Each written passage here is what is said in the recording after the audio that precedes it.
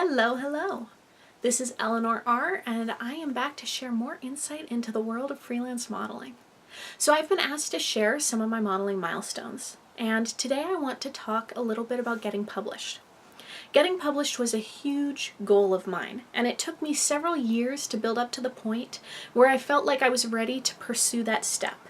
But once I did, within a matter of months, I had several publications under my belt. And today I'd like to share a little bit about how I did that.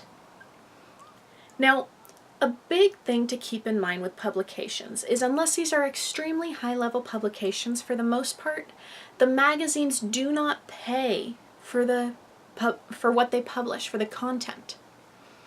Now, this doesn't mean that you'll never get paid for publication work. Some photographers will hire models to create submissions for magazines, but when you're starting out, it's highly likely that you'll have to trade to get published, because the photographers who are looking to hire models for publications want models who have prior publication experience. That is part of why it can look so good on your resume to have publications, is that photographers know that you know the routine and you know how it works to get published.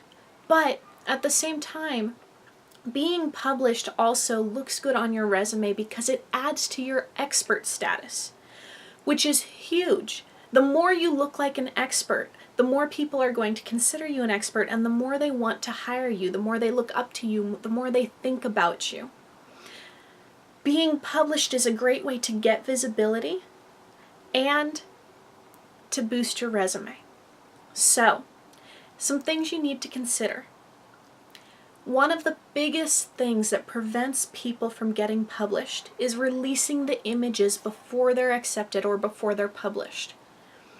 I can't tell you how many times I've had photographers who wanted to publish a set with me decide to release the set on Tumblr and then get confused when magazines wouldn't take it. So, whether you're a model or photographer, if you want a set to be published, you have to keep it unpublished anywhere else, because so many magazines now want exclusivity until the set has been published, at which point you will have the right to share it. But you cannot share it prior because they want their magazine to be the first place that people see it. Now, as a model, if your goal is to be published, here are the steps I recommend. Try and find a photographer who's been published before in the publications that you would like to be published in.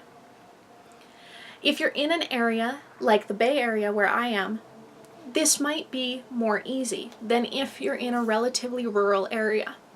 So you may have to do this while you're traveling, or you may have to be willing to drive a ways or travel a ways to get to a photographer who's able to help you be published.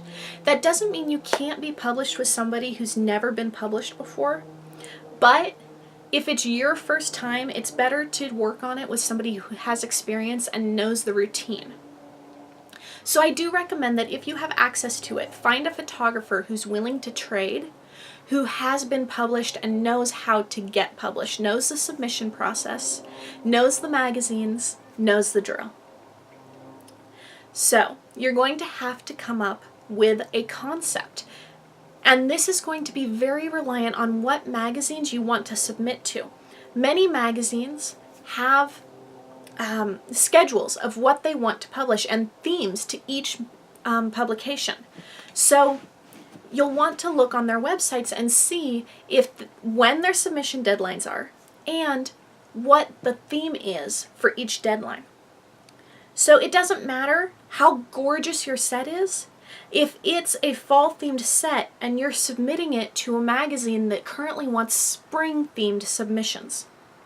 So you need to be aware of where you want to submit and then gear what you shoot around what they want.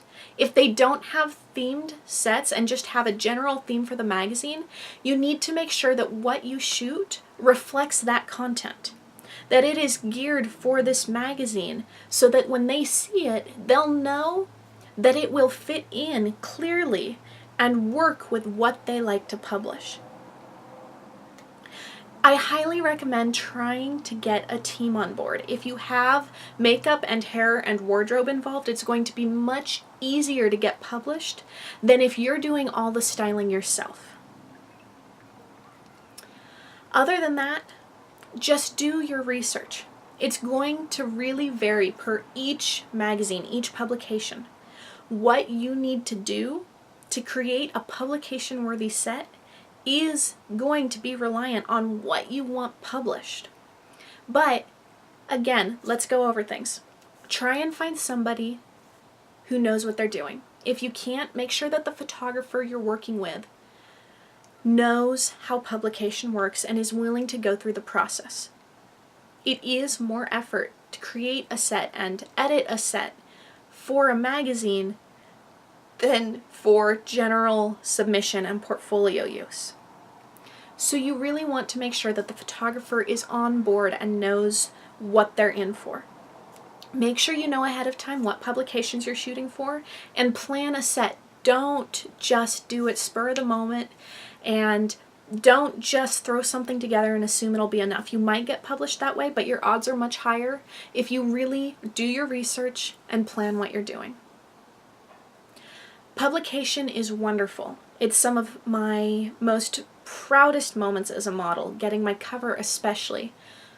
And I can't wait to be published again. It is a truly rewarding experience. A lot of people say that it doesn't mean much anymore. I don't want to get into that debate right now, but seriously, holding a copy of a magazine that you are printed in is a phenomenal experience, and I'd love for you to have it. So I hope this video helps you get the groundwork. I encourage you to do extra research. Comment if you have any questions and let me know what you think of the video. I'll see you next time.